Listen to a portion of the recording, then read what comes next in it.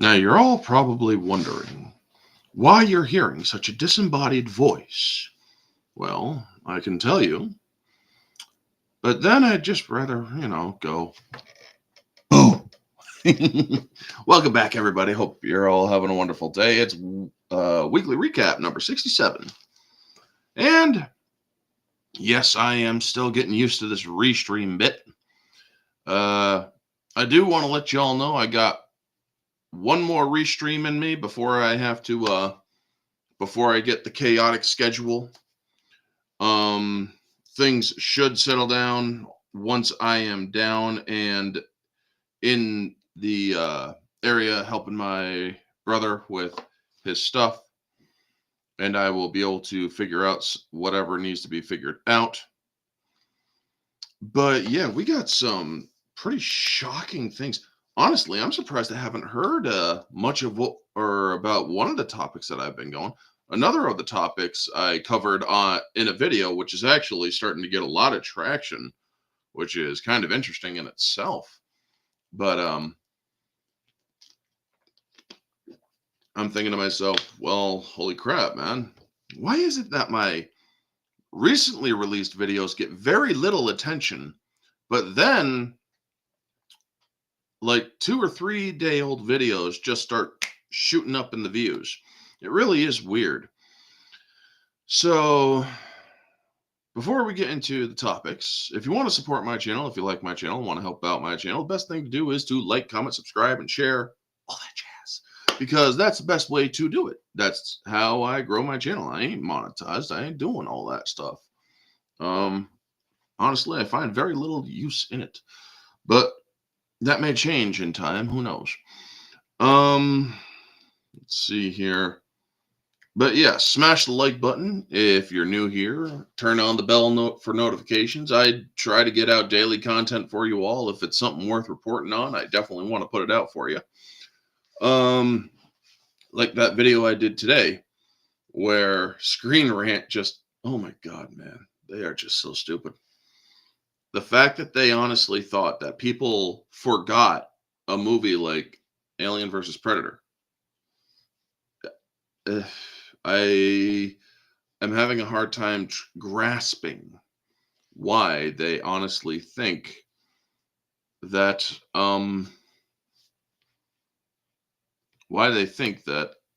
we would forget about that. So yes, before we get started, make sure that you all smash that like button.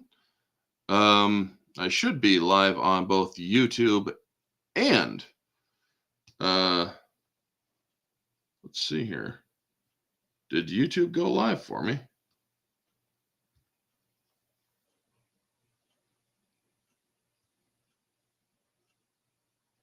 And apparently, let's see here.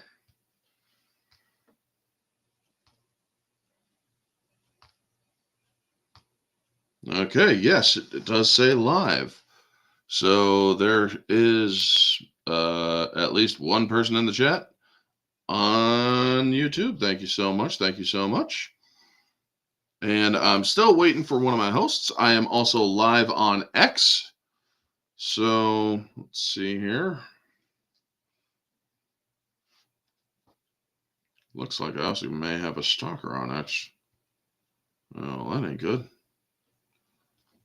And let's see here. Let's make sure that people know that I'm live.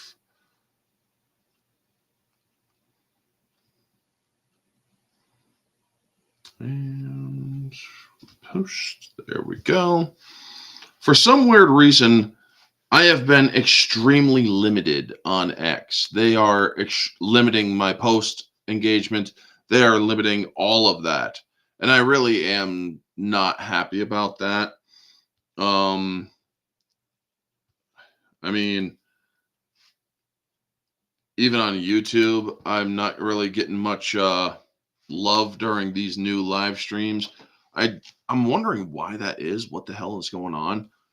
Is it because I said I'm not monetizing that YouTube is taking that personally? I mean, you'd think they'd actually let me or leave me alone because I'm actually saving them money so they don't have to pay me. You know what I'm saying?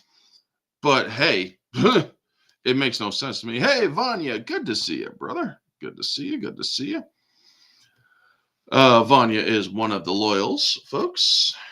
He's one of the Hat Crew. But yeah, this is, or we got some pretty doozy, or pretty doozy of some topics. Now, I am buying as much time as possible, waiting for my co host, Novus Renaissance, to get in here. But as we cannot, I shall start bringing in the topics. So, yes, welcome to weekly recap number 67. But yeah, the first topic we shall get into is the John Boyega topic. The one that I did a video on. I will be giving other people some thoughts and other perspective thoughts as well. So I think it is important that people understand and people know what is going on. And a little bit more of my own thoughts that I may not have shared during the video, you know? But apparently, John Boyega seems to think, or when Oscar's so white on Star Wars, oh, Star Wars so white, so to speak. And well, I have my video, folks. My video for that has kind of gone, well, it's starting to shoot up there in likes. And there he is. Alrighty, so hold on one second. And I see you, and welcome to the show, Novus. Good to see you. Thank you, Orange. Excellent to be back with you for this hosting. Yep. So we're not doing a movie discussion tonight. I really couldn't think of one. I've been revisiting the MCU a lot, the Infinity Saga specifically. Although I have been skipping the James Gunn subject matter. I just can't watch his stuff. I've completely lost interest even in the Guardians of the Galaxy movies. But let's get, well, maybe there can be a Val Kilmer one, in next week or something like that, if it's appropriate. Yeah. So actually, speaking of some topics, we are going to now share this topic from Variety. So I covered this in a video, but I am also going to cover it on or with other people. So John Boyega says Star Wars is so white that a black person existing in it is a big deal. Toxic fans are okay with us playing the friend, but we can't touch the heroes. This is a guy that basically went after Disney while Disney Star Wars was going on, folks. And now, suddenly, he has decided to drink the Disney Kool-Aid and go after us. Can you believe that? I mean, Novus, what's your first reaction to this? Well, we would redirect John Boyega's criticism back to a very key point, because this is really getting into the era of nonsense, beyond nonsense. Throw a little shout out to Thundercats there and phraseology. But John Boyega, okay, good actor, and separate conversation from this, but we liked him in Pacific Rim 2. I mean, thought it was good. But for him to come out and start to play this mantra, and again, it's like, pick your timing. Like, this is probably not the time when you want to culturally engage on this. It's nonsense. He should go back and look at the poster that China released and looked at the same poster America released that has him in America and in the Western audiences in a prime location on the poster that's fully proportional, yeah, and fully engaged with the other characters, and then see this tiny little bitty image of him on the Chinese poster, if it was even there. Essentially, he was erased and minimized. So he really needs to go back, and he's fairly good. We only saw the first 2 Star Wars films, and then after the second one, we're like, that's it. we're done. But he did, I mean, overall, I mean, he did a good job. I mean, he's not like the best actor in the Star Wars, but I mean, he did a good job. This stormtrooper, but that is, he needs to, if he wants to have a serious career, he needs to be a serious actor. This is not showing maturity, nor is it showing any sort of like intelligence with like, hey, buddy, this is the time. Don't do this. Yeah.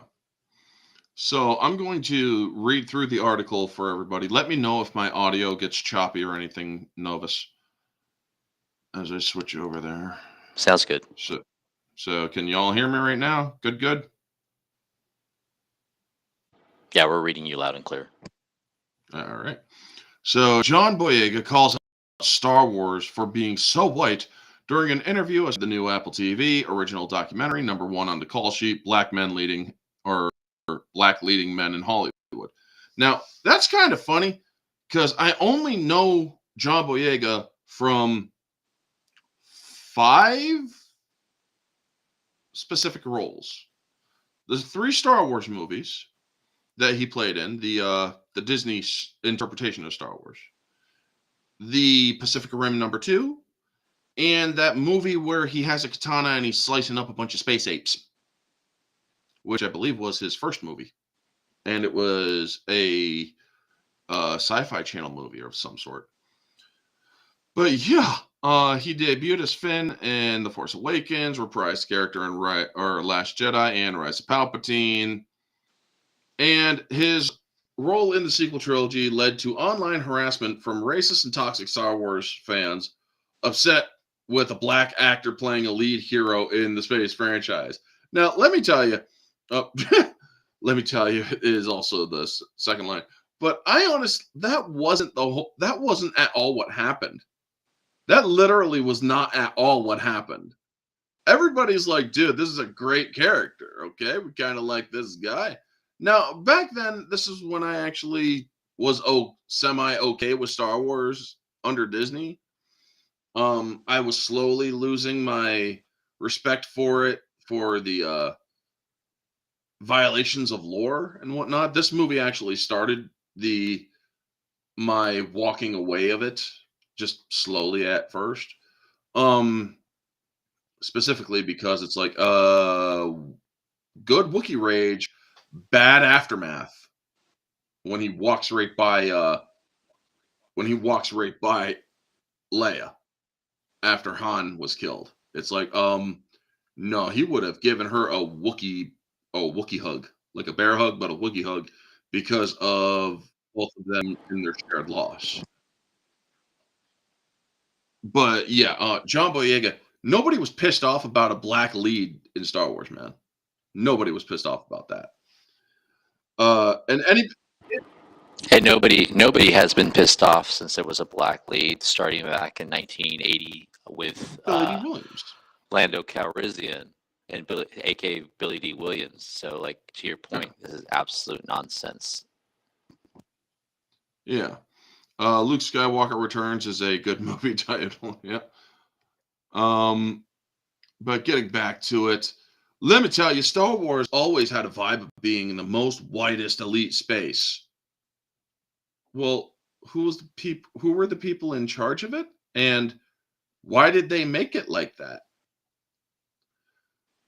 It's a franchise that's so white that a black person existing in it is or was something. Do you know how many black people participated in episode 4? Everybody that was in a mask was a person of color due to the fact that they were filming in Tunisia. Wow, bet you didn't know that, did you? To John Boyega. You can always tell it was something when some Star Wars fan tries to say, well, we had Lando Calrissian, we had Samuel L. Jackson. It's like telling me how many cookie chips are in the cookie dough. It's like they're just scattered that in there, bro. Well, here's the thing. If you also pay attention to where the hell am I? Yeah, there. If you also pay attention, folks, to characters like Adigalia, Depa Balaba, and many other characters, of many different species and races and whatnot. Yeah. You'd notice that Star Wars was actually very radically diverse. Hmm. Hmm. Yeah. I mean, they even had another member of Yoda's species in the first or in episode one. I think that's something. Yeah. And they also had a guy with a heart that was actually on his head. That was Kiadi Mundi. Yeah. Bet you didn't know that he had a heart on top of his head. Ain't that something? But continuing on, I mean, he's basically this is just a bunch of nonsense right now, where he's actually coming up with victimizing and whatnot. What are your thoughts so far? Well, it's a bunch of banther, dung, Mhm. basically, and it's interesting that he talks about Lando Calrissian with Billy D. Williams and Samuel Jackson, because yet again, these two men, trailblazers in their own time. Samuel Jackson probably has more prominence than Billy D. Williams just because of all the films, and he has a very powerful relationship with Quentin Tarantino. Yeah. So you go back to Pulp Fiction, and I think that's one of those films that kicked him off. But if we go back and look at John Your audio Boyega's, is slipping a little. uh, It's how's it now? rather choppy. Okay, we'll come back on and just see about changing the Wi-Fi. Okay. He will be right back, folks. But one of the things that I thought was actually kind of weird was he took the characters that were of people of color and he literally turned them into tokens. I find that to kind of be odd myself. I mean, it's like, dude, you literally just turned them into tokens? Why? Why would you do that?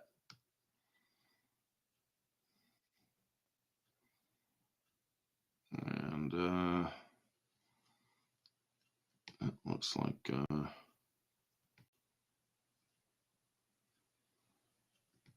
okay. And now let's put them back in. Test 1 2. How's the audio reading now? A little better. Yeah. Better. Okay. So John Boyega, prior to Star Wars, he had 4 distinct roles. In 2011, Attack the Block as Moses, and then Junk Hearts as Jamal. I don't really even recall those films even existing. I think Attack the Block was the one with the space apes that he used a katana on.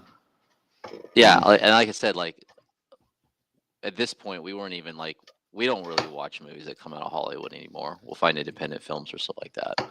Although we were watching a Frank Sinatra, Cary Grant, and Sophia Loren film the last 2 days, which is based off of the book The Gun, which is set in the Napoleonic time. But just I was like, wow, I saw that and I was like, well, that's cool.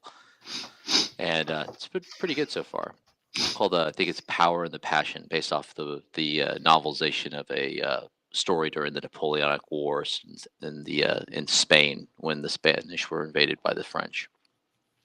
And then in 2013, he had half of A Yellow Sun as Ugwu, and then 2014, Imperial Dreams as Bambi, which is an appropriate title because then in 2015, he hit Star Wars The Force Awakens.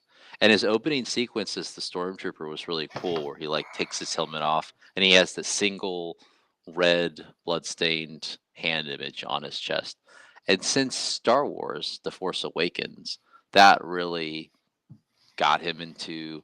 He had 2 other films, then he hit Star Wars Last Jedi, then Pacific Rim Uprising, and then he was in The Woman King. Ironically, see, we didn't even follow that. He was King Gezo in The Woman King, and then his last film was they cloned Tyrone as Fontaine. So Star Wars, with the exception, we haven't seen any of his other films. So with that, the exception of the Star Wars films that he's been in, which I think are globally the most prominent films that would give him a visibility to like world audiences. Pacific Rim, that's mixed reviews. Some people like it, some people don't. He was also a producer in that film. He doesn't really have like any film that would just get you excited or is recognition. I mean, our opinion. So for him to come out, and it's like one of those blessings because like you chose 3 times to involve yourself with Disney, which you say is a corporation that is good for you, but now you want to turn and attack the fan bases. People don't have to see movies, and I'm sure you'll bring more to that point because of the things that you've said. We don't have to watch movies. This is an entertainment industry. It is not a survival industry. And if people have limited funds and they have to choose between going to a movie and going to a bar to relieve some of their stress, and the movies are less than high caliber quality, or to put it more bluntly, they suck, then they're going to go to a bar or just Yep. not go anywhere.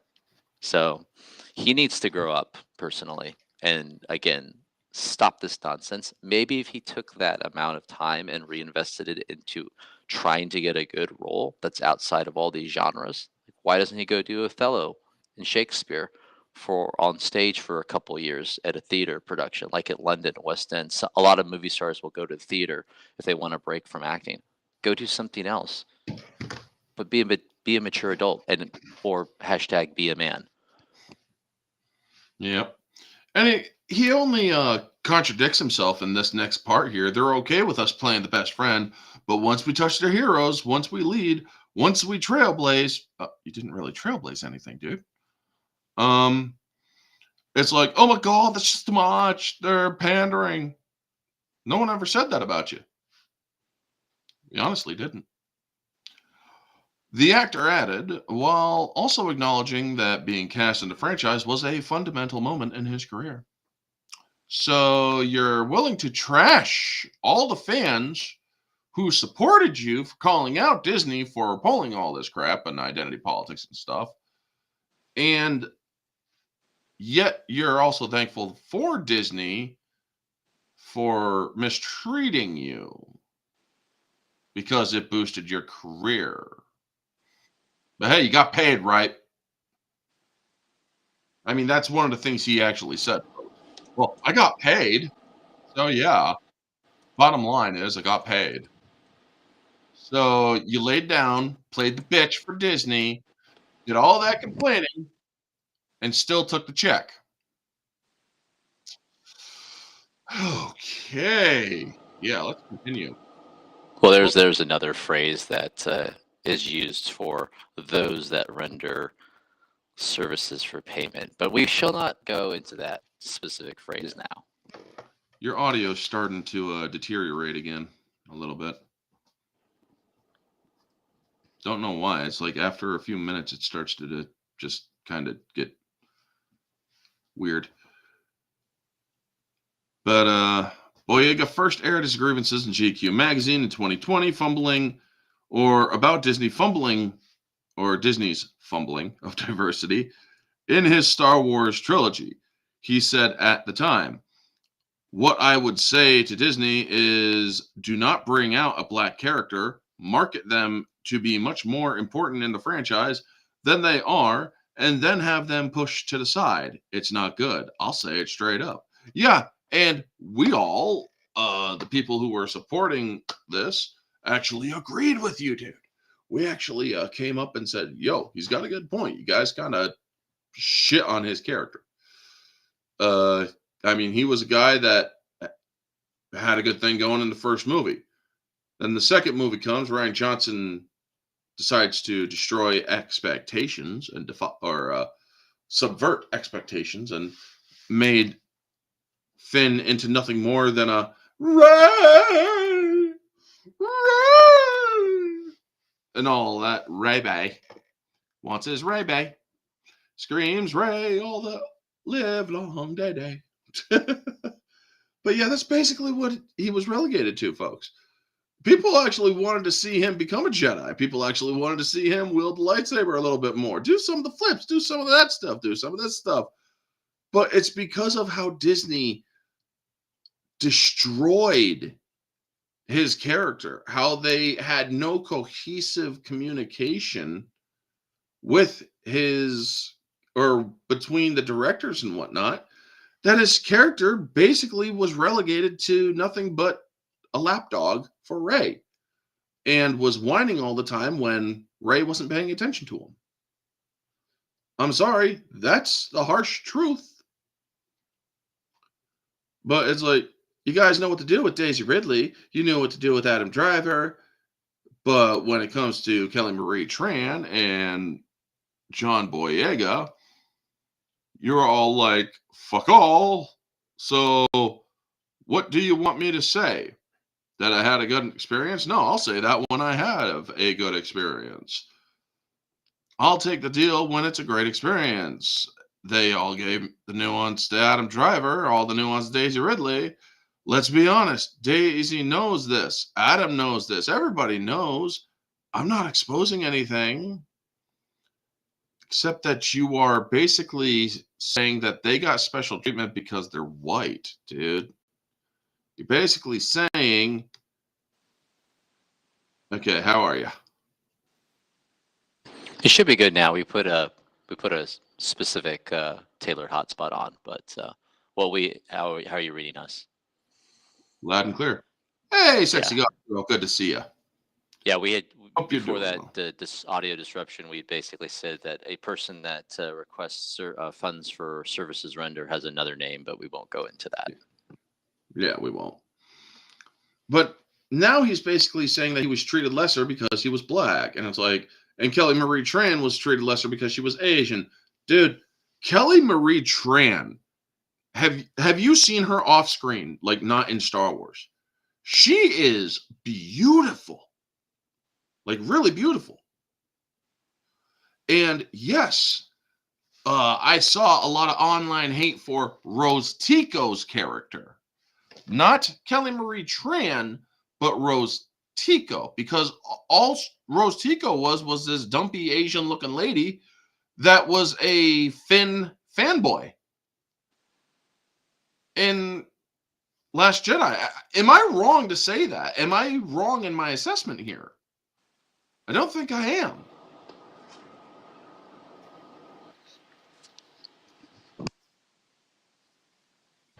No, you're correct. They didn't do her femininity any favors. And it was kind of interesting because they take a character like her and they just make her bland. But even when Princess Leia had her outfit on, that if you watch some of the director's commentary or you watch some of the makings, like Carrie Fisher had to wear that outfit in episode 4. She had to like tape her midsection Her breasts. because because they had to There's have a no practical bras in utility. space. Exactly. And so, but she still had the femininity, even with the unique. I think it was the first time the buns had been used for the hairstyle, but she still looked lovely. And so they didn't do anything for Rose Tico's character with that. No, they at didn't. all. They made her. I mean, the advice they gave Carrie Fisher years back was, you need to go to a fat farm and lose 10 pounds before we start filming you for Carrie Fisher or for Princess Leia. And now, folks, I'm not saying that this is exactly what they said. But it seems what they said for Kelly Marie Tran was, go to a fat farm and put on a few pounds. Because honestly, what was why? Why make somebody who looks so beautiful look so less? And hello, Real Wade Nation Gaming Clips. Good to see you. If you ever need a guest, I'm free to join. Dude, if you're on X, follow me over there and I will definitely see about bringing you on sometime, man. So, yeah, I will let you know. But, yeah, let's see here. Continuing on. Boyega later revealed to THR that a Disney executive reached out to him to have a very honest conversation. There was a lot of explaining in their end in terms of what they saw or the way they saw things. They gave me a chance to explain that my experience was like. I hope that me being so open with my career at this stage would help the next man, the guy that wants to be in the assistant DOP, the guy that wants to be a producer, the guy, or I hope the conversation was not such a taboo or elephant in the room because someone just came out and said it, you know? And so, yeah, he's basically saying that it's the fans' fault that his character was shit. But as I went off on my rant, folks, in that video, I told him it was Disney's fault. They're the ones who made him that way. The writers, the directors, the screenplay, Disney, Lucasfilm Disney, they are the ones who did that. They are the ones who are responsible for that. And hello to Junebug Films. Good to see you. Good to see you. But yeah, it's like, dude, Disney did that to you. You don't get to lay that blame on us. Racist fans and shit. Who the fuck do you think you are? You don't get to say that we are the problem when all we did was literally say, Disney did him dirty. Disney made him out to be less than, or his character less than it could have been. But hey, that's what you get when Disney started paying attention to the identity politics, rumor mongering, and falsities instead of actually paying attention to the truth. We have no problem with female leads. We've never had a problem with female leads. The only time we ever have a problem with a female lead is if the female lead is not written in a way that makes them heroic and instead makes them less so. We don't like female leads that bash on men for no reason. We don't like female leads that literally suddenly develop powers and is suddenly so great at it. Nobody understood how Rey was struggling so much and then suddenly could kick Kylo Ren's ass in the first movie. And then suddenly she's just so great in the second movie and extremely powerful in the second movie. And then she seems to force download from touching Kylo Ren. Then the third movie, she's even more powerful. And it's like, I'm sorry, where is the hero's journey here? I mean, the hero's journey, sure, she's dealing with the fact that, well, she perceives that she is a nobody. Sure, she goes through a lot of shit in the first one, but it's a hollow journey if you are saying that this character can suddenly just have a freaking download just by touching somebody a galaxy or half a galaxy away. By the way, Rian Johnson said that that was the closest thing that they could do to a sex scene. So that was their version of a sex scene in Star Wars, which nobody asked for. And suddenly, I'm sorry, Daisy Ridley, I have nothing against her as an actress. I have everything against her character being written in such a poor fashion and also failing her master's last lesson. Do not be afraid of who you are. And yet she rejects her lineage. She rejects her name. And instead of trying to re-establish her lineage in a different way, no, she decides to take on the name of somebody else.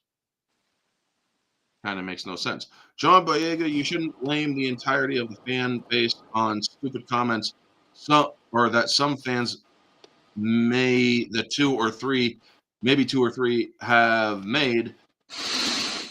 A movie is not, or having made a movie is not just based around fans, it's the writers and directors and Kathleen Kennedy. Yes. Yeah. What he said. I mean, we're not the ones that are responsible, man, for your character's downfall. Your character's downfall came through the actions of Disney. I mean, am I wrong, Novus? No, you're not wrong. I mean, this goes back to the KK, as we call her, design for Disney, and she took the force from me. Your audio everybody. Again. I don't know why, man. I think it's because you keep on I think it's because you actually keep muting yourself, and it Is it makes it back choppy. online? Back on live now. No, it's still choppy. It's almost like the audio is.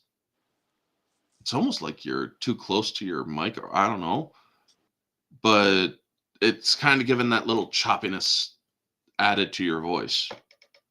I mean, I can understand what you're saying clearly, but there's the chop to it. And he left as I was in the middle of telling him. All right, let's. Okay, testing, testing. Testing back.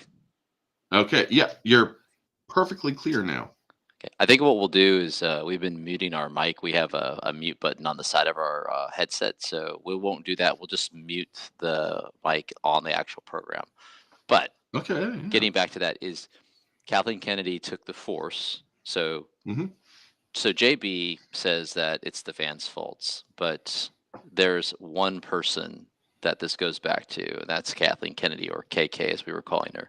She's the one that decided to change the entire design of Star Wars from being for everybody. And you can still remember the great phraseology they had for like the original trilogy, and then for the relaunch of the original trilogy in the 90s. It says the Force is forever for all generations. Hashtag restore the Force. Hashtag restore the true Force. And for John Boyega to come in 2015 and to basically then, it's not his fault. He played a role. He bent the knee to Disney. He accepted KK's Village. He chose to take this role. For him to come back and throw it back, and that narrative of it's the fans' fault is getting very unpopular very fast, particularly now. Particularly since Hollywood also probably got. We've said probably for now like 1 to 2 years that Hollywood probably got third-party funding from various organizations. I think China would have been a good theory from different corporations, or it could have been from potentially things that we've seen that would be similar to getting stuff like out of USAID that was funding musical development in Ireland for specific projects. So they were getting funding from somewhere because there's no way you could maintain a business op tempo this bad. And so for John Boyega to come out in this time and say this again, it's like you chose this, you accepted it, you did a pretty decent job. Don't blame other people for a corporation's mistake. And Kathleen Kennedy wanted to fundamentally change and transform the Force. You can go ahead and redirect your comments towards her, but if he does that, then he can kiss off anything in the Disney Corporation that controls a lot of IP. Goodbye. So again, John Boyega, grow up.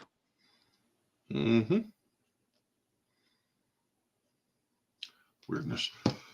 But yeah, folks, it's just absolute stupidity that John Boyega chose to go this route after he started fading into obscurity. He then decides to do this little thing for Apple Plus, and just is like, yeah, Star Wars, or start shitting on the franchise that literally jump started his career a little bit more. I mean, that's absolutely ridiculous. So our next one, folks, this one is rather a doozy. When I heard about this, it's like, holy crap. Yeah. Jean-Claude Van Damme named in a Romanian trafficking case.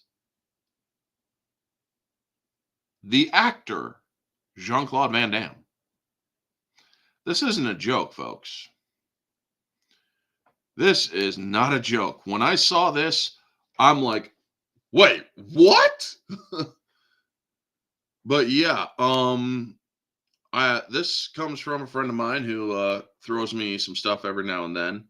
And when I heard this was just mind-bogglingly insane. So I'm gonna go over to this article, start streaming. Now, folks, do not assume the worst. I mean, remember, everybody has a right to due process. Criminal charges have been filed in Romania against actor Jean-Claude Van Damme. A woman filed a criminal complaint with the Romanian Directorate for investigating organized crime and terrorism, DIICOT, DICOT, against the 64-year-old Belgian film star, alleging that he had relations with, or that he had relations in France with 5 women trafficked from Romania. However, the woman, Juliana Cristina Dup, had no contact with Van Damme. Under Romanian legislation, people can make a criminal complaint without being the alleged victim in the case. Are you serious? Wow. Holy crap, dude, that's just nuts. Newsweek, which has obtained a copy of the complaint, sought comment from Van Damme on Instagram and X, formerly Twitter, on Thursday. The context: the case highlights the international scope of the alleged trafficking networks. Romanian authorities are now tasked with verifying the claims and locating the 5 women. What to know? In Dup's complaint, which is in Romanian, she includes extracts from the deposition made by a woman whom Newsweek will identify with the initials LD. This woman, a model, made a written deposition to the General Prosecutor's office in Lazai, Romania. I don't know how to pronounce that. I'm sorry, folks. On October 29th, 2020. In that deposition, LD alleges that Romanian businesswoman brought her and 2 other women she knew, along with 5 others she did not, to Cannes in southern France to work as models. When they got there, they discovered that it wasn't the Cannes Film Festival, but a smaller festival party organized by a Romanian fashion TV executive, and which included Van Damme. LD alleged that the 5 women she didn't know were given to Van Damme to take to his room as a gift from the manager who had bought them or brought them to the festival. All 5 allegedly went with Van Damme to his hotel room at the same time. One of her managers at the Cannes event told her that she was lucky that she had special protection and didn't have to do such things, she alleged. She complained that they weren't given enough food, only small amounts from McDonald's. Okay, so there's McDonald's in Romania, good to know. Or France rather. And that occasionally they would go to dinner with their boss's clients, but it wasn't enough food either. Well, France is known for giving you like a huge plate with practically nothing on it. As a result, they felt weakened, LD alleged. What people are saying. Juliana Cristina Dup's attorney, Adrian Kulis, who is based in Bucharest, Romania, told Newsweek that his clients is one of the victims in another case of child trafficking and prostitution in Izai or Lazi, Romania, or Iazi, Romania. I don't know how to pronounce that. I'm sorry. She was a colleague of a girl who went to Cannes. LD saw directly that 5 girls Van Damme took to his hotel room, he alleged. We are trying to find those girls to make a complaint and speak out about what happened in Cannes. What happens next? The fate of the criminal complaint will be developed or will depend on whether the police can locate the 5 women who were allegedly taken to Van Damme's room. Those women are not from Azai, where the allegation was lodged. So that's all there is to this. But yeah, holy crap. Jean-Claude Van Damme, folks, we all know him as the martial arts action star of the 80s and 90s. And to see that he's accused of this is kind of weird. if you smell stinky fish, chances are uh, there are stinky fish somewhere. Smells like stinky fish. Yeah. Um, I'm going to need further evidence on this one. It sounds like a smear campaign against Van Damme, but I will have to wait until I see more evidence. Yep. Same here. So, what are your thoughts on this, Novus?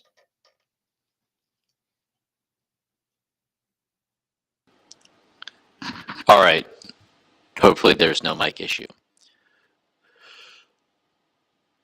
So we went and we looked at the article that you're looking at, and then we also hit. Am I coming in okay? It happened again. I can hear you, but I mean, you can talk, but as I said, it's just weirdly crackly. I mean, it's kind of like or like a TV signal that's just weird. And okay, we'll bring it back. Well, I think John Boyega is jamming us, or Kathleen Kennedy. She hears everything. She's the Kathleen Kennedy Palpatine. But Yeah. we figured out the solution. Just do a quick reset on it. But we went Yeah. and just looked at. So as of right now, we went and looked at 3 other articles while you're looking as well. So there's 2 things I think that are important, and you already alleged one, is that this is an allegation. Mhm. And we're living in an age where allegations are treated as facts, and it basically sadly. almost is like preconceived notion. And it says, I don't think there's been a case. There's been cases where you've had the Tate brothers had this situation happen in Romania as well, specifically Andrew Tate, where basically they're accused. And as you mentioned, an important point about the legal system, they don't have to have probable cause. And it sounds like it's almost the inverse. It sounds as like the Romanian legal system, which probably has a tie to the Soviet era, which in the Soviet era was like, find me the man and I'll find you the crime. So this, to have it be not 1, not 2, not 3, not 4, but 5 women that were quote unquote all sex trafficked, that happened to then get thrown into his, residence. And this is also allegedly taking place in the Cannes Film Festival in France, as you highlighted, but also in some of the other articles, it says the time frame wasn't noted. So we have 5 women, 1 or 2 maybe have made some sort of statement. We have a criminal justice system that doesn't require, obviously, a lot of evidence. We have an unknown time frame. And we have a very high profile, quote unquote, place that this takes at. Cannes Film Festival is a pretty big, within the industry of the film, is a pretty big event. So there's got to be, particularly after all the Johnny Depp stuff and all the things that have come out with false allegations against people, we want justice to prevail. In order to have justice, you have to have rules, evidence, non-emotions, and non-perception. You have to actually get the facts. And we all learned from Johnny Depp that because and only because he had recordings of AH, that, oh, guess what? Everything that she had said for years was a lie. Unless you ask her, then it's, according to her, it's quote her truth. So it's fine. But if this is actually true, the truth will come out. But it's also interesting that it didn't come from French authorities, which you would think would be logical. It comes from Romania. So as of right now, with nothing else other than these 5 articles, and with the whole disclaimer of wanting to have the right thing happen and justice done, this doesn't actually have any evidence that could stand up in a court. Unless it's a Romanian Well, not a court. U.S. court. Yeah, unless it's a Romanian court. Well, even under the Romania is interesting too, because you could do an analysis of, I think, even with EU law, which is more based upon a continental system, Roman law historically, and then the British Commonwealth system law, where the U.S. gets a tradition of its legal code. Even then, man, you're gonna have to have more than just testimony. But for right now, testimony drives a lot of narrative, and right now everybody's going to talk about it for a flashpoint. But it will be interesting to see how long this persists, because if this goes away after 30 days and it kind of fades out, then it was just a hit piece.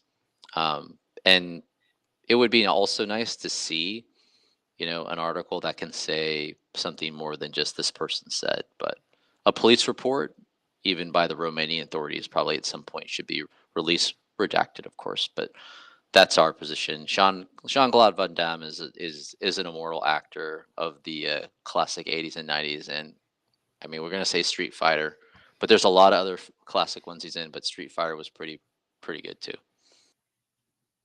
Yeah. I mean, folks, if you've been following my channel for the last 6 years, you know my situation back in 2017. Due process, I take it very seriously. I believe a person is entitled to due process and should always have due process. And I think that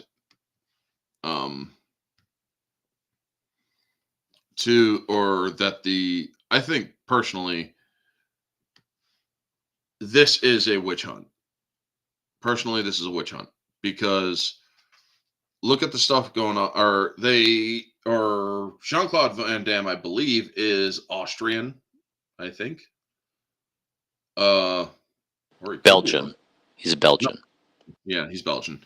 So, I don't know exactly what the whole situation is for extradition over there. But man, if I was Jean-Claude Van Damme, stay put wherever the heck you are. Stay put wherever the heck you are. Know your rights. Know your legal rights. Get your lawyers involved. Because to me, this does seem fishy. European law is very backwards from US laws. All it takes is allegations, and you don't even have to be a victim according to Romanian law. This woman wasn't a victim, yet she's making the complaint. That's insane. That is absolutely insane. But yeah, moving on to folks, this has been a rather depressing episode already, but our last one is also rather bad things happen in threes. Yeah. The next one is Val Kilmer passed away.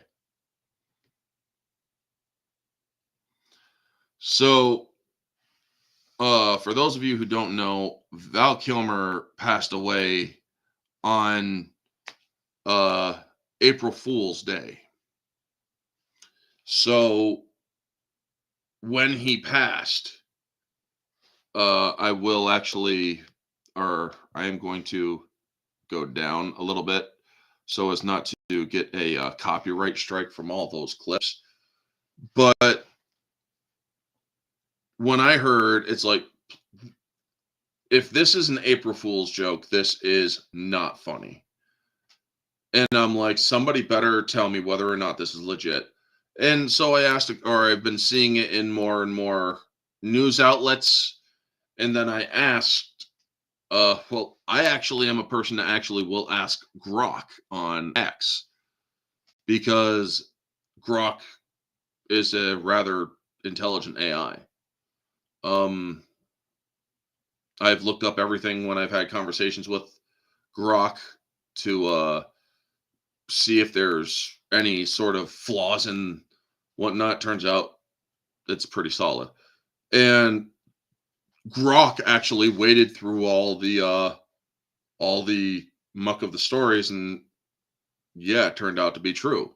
And I'm like, oh my God. And when I heard this, yeah, I did my video.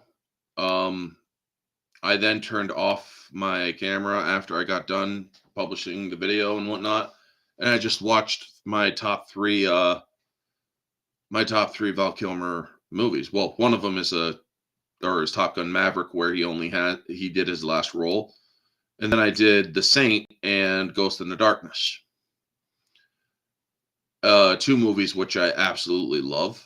Uh, Two movies that are or that he does an absolute great job in. But we all know that he had the problem with his throat, and he was having these problems for, I believe, the last 5 years or something, or actually a lot longer than that. But man, this dude left a legacy. He left a legacy. So let me step over to his IMDb. What's he best known for? The Doors. I never saw The Doors. I miss him as or he was good as Mad Mardigan. Simon Templar. I never saw Kiss Kiss Bang Bang. His last movie was Top Gun Maverick. Uh, Riptide, or The Birthday Cake, Pater, A Soldier's Revenge, Jay and Silent Bob reboot. Okay. He was the blunt man. Cinema Twain, he played Mark Twain. Firstborn as Biden. Okay. The Super, Walter, but to go down, he was also in an episode of Psych. He was in Robot Chicken.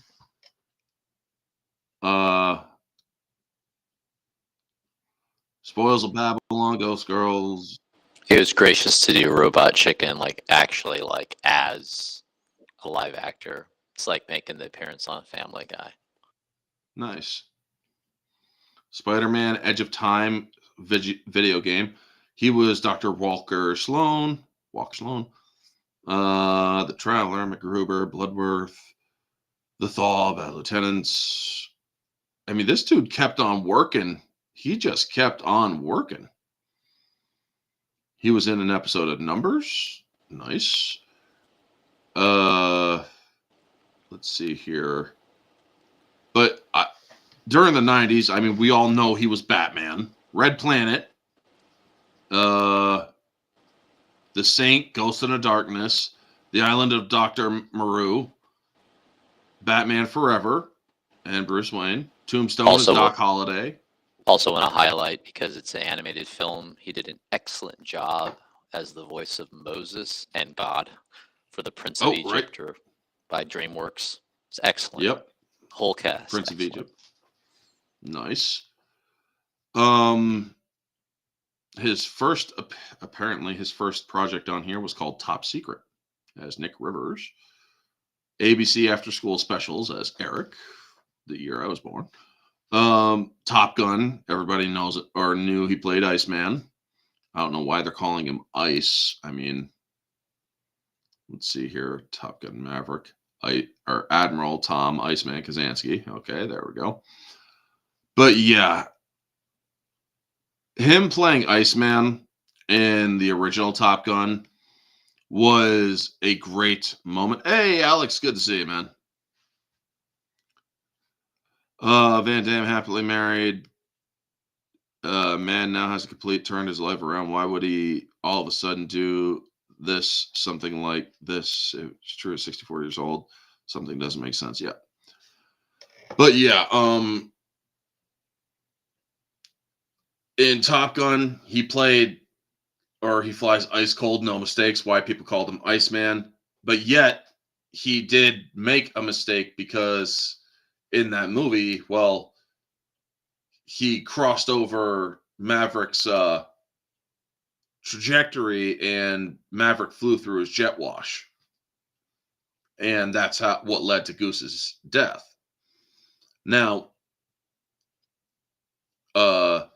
you also see him in the later dogfight where he's taken on like 5 freaking MiGs, which was kind of insane in its own self. But I loved him in the Saint, because it really shows the range in which he can act and do his voice differently, as Martin DePorres, Thomas More, that other crazy scientist who's like, you don't believe all this cold fusion mumbo jumbo, do you? And so many other roles in which he was playing. So August Christopher. but then he also plays an Irishman or that has to build a bridge in Africa. How many movies have you seen, Novus? So it's interesting because we're just like reflecting on the film. So, and we were going back. So I think we're gonna put the films that we've seen that we've like watched from start to finish, Yeah. actually in order as we remember. And so the first one was Top Gun. Was that was I think that's the biggest one. And then because our parents wouldn't have let it seen us this film because it could have been too scary, so we had to wait till we were older. But Willow. So with Yep. Ad Mardigan, and then the most distinct in theater performance was Batman Forever because I got to go see Batman. Then the Prince of Egypt. Um, then following that, I would say it was Top Gun Maverick with the most recent one. We've seen clips of him in other films like Heat.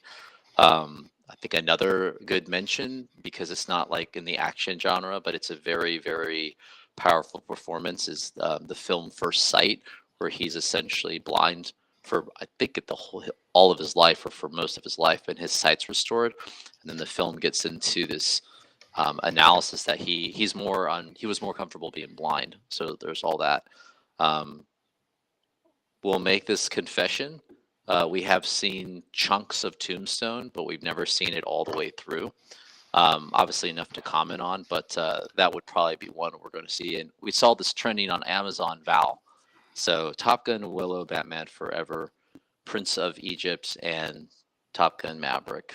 I think the most memorable one that we enjoyed, just because it was the first time we saw him in theaters, was Batman Forever, and he did a very good Batman, portraying that. Um, it was like a mix from like the comics, but then also what Joe Schumacher wanted to do with it. But his Yeah. role, I think, was pretty good. Particularly, I think he was trying to follow. They were trying to kind of follow a Michael Keaton ish. Yeah. Yeah, just like with staying with it, and but Joe Schumacher did do, which is hard to do. He diverted away from it and made it more. Tried to do a little bit more Adam Westy kind or Adam West kind of. Yeah, it Well, was he interesting tried to because they do were. Adam West style with the Michael Keaton, Tim Burton look, essentially. Yeah, and but we thought was interesting, like we have more appreciation now. It's hard because Nicole Kidman was in there, sort of the counterpart.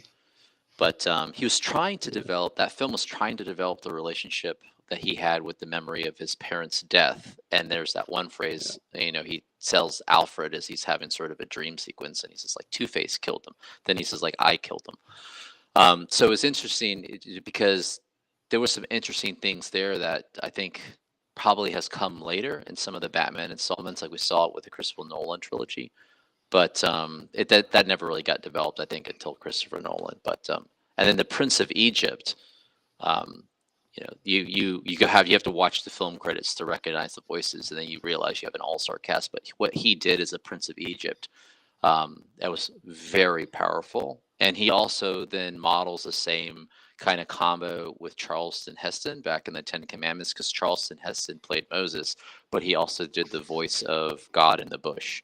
So Val Kilmer, he does the same thing, and he says like, well, how would I imagine God was speaking for me? He's like, I'll do it, and then I'll speak it in the way that I think God would be speaking to me, which is that sort of powerful but still soft voice, which I think some of those scripture passages refer to. So yeah, that's sort of our roll up with them. And there seems that there's a lot of people in the last 5 years that are in the 60s to 80, which is not that old, but it seems that these are just popping up more rapidly and random, and it's almost like the people that are in the founding of what we've watched are just disappearing.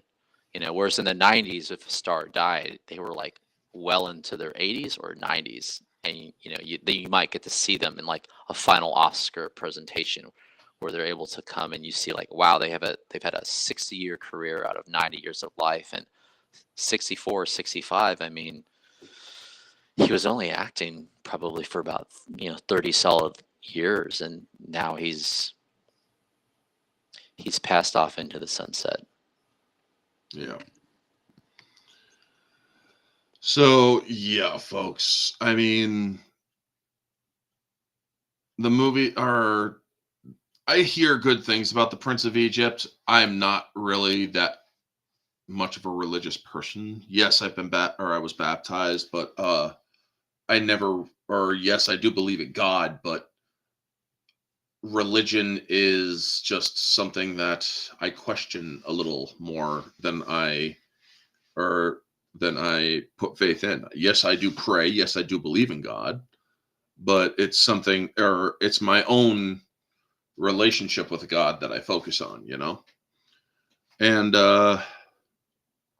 but now that Val Kilmer, a person who's essentially played God's voice, and Moses, I believe that, well, may he rest in peace.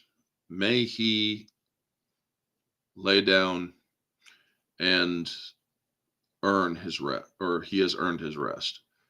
The man left a legacy of entertainment, and I am grateful for that. My deepest and sincerest condolences go out to his family and his friends, Tom Cruise and Val Kilmer's family and whatnot. Mad Mardigan was the first movie I ever, or Willow was the first movie I ever saw with Val Kilmer in it. Then came, or I do believe it was then, because I was a kid back in the 80s and 90s, folks. Then I saw him as Batman. One of the best lines he ever put or had as Batman. It's the car, right? Chicks dig the car. I mean, it's one of the best damn lines ever. It's like, it's the car, right? Chicks dig the car. He had a good. He had with that also. You have the great opening sequence where like you finally get to see the Oh, yeah. Batman in the costume, his outfit, and then Alfred says, "Can I persuade you to take a sandwich with you, sure?" And he'll say, "I'll get drive-through." Yep. I'll get drive through. Yeah. And they also in that movie, I mean, all the women are also very thankful to Val Kilmer because they gave him the bat butt shots. So, yeah. And then the second one continued with the bat butt shots or Batman and Robin butt shots. But it's like, wow, okay. Uh that's for the women. But hey, Val Kilmer was what they considered a male heartthrob at the time. He was considered extremely attractive, and that's something that, well, I'm not even going to deny, man. He was physically attractive. Now, I'm not gay or anything. This is a no homo statement. He was physically attractive. And so, yeah, he definitely kept his looks all the way up to his last years. But his role in Top Gun Maverick, as brief as it was, man, when his son helped provide for the voice of his father, Val Kilmer's son actually came in doing the recording for the voice of Val Kilmer or of his character Iceman. That entire scene is just heartbreaking. It is literally heartbreaking. By the way, Novus, your microphone is gonna get all crunchy, so step out and I'll let you back in. But yeah, Val Kilmer, man, it's it was definitely something that was absolutely a shock to hear. So, any last thoughts before we wind this one down, Novus? Well, I just was thinking about your comment with his performance, Top Gun Maverick, and yeah, it was very short, but that was exceptionally powerful. And Mhm. we don't want to say that the film is almost shot like it's a final requiem for him, Yeah. because I don't want to say that I don't know if we could say, or if he could say that if he knew he was going to die or knew he had his time, but the way they shot it is he's not in the film. He's not in his 4-star admiral uniform in an office, or he's not in command, in the San Diego Navy base. So we don't see him in the full power and authority of, of a U.S. Navy admiral.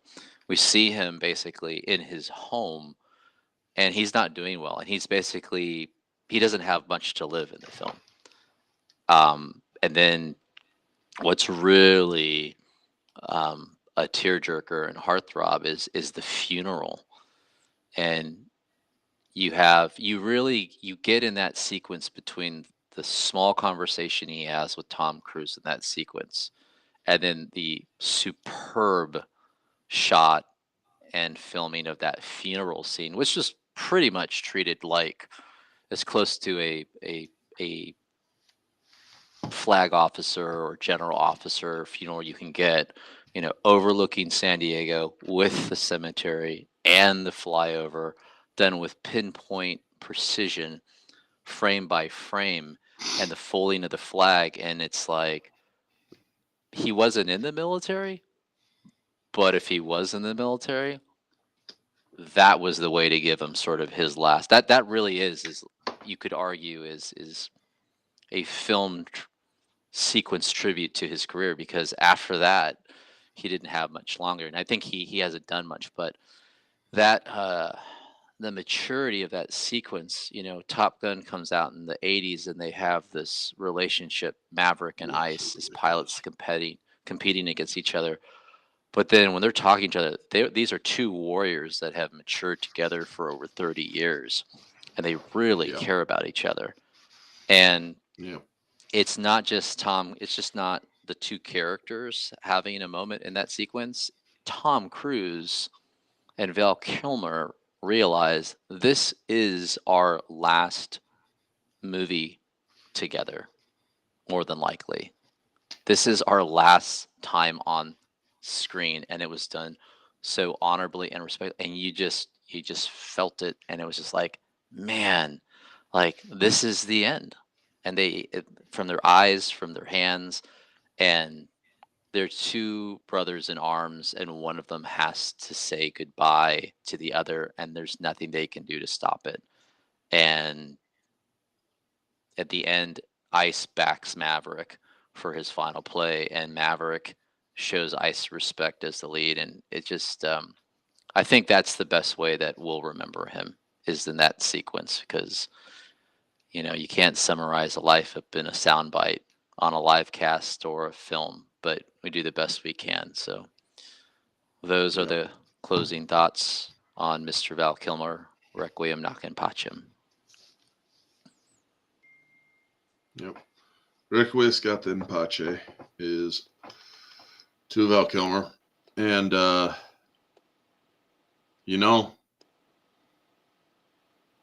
would actually,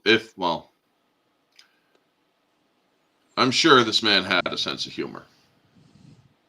If I was if I had his career, I would put on my headstone, who's the better pilot?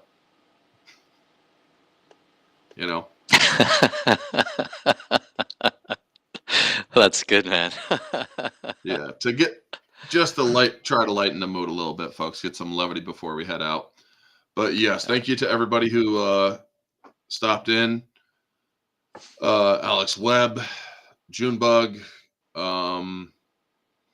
Real Wade Nation Gaming Clips. Thank you for stopping in. Sexy Goth Girl, Jarrell Mason, RYG Official, Vanya.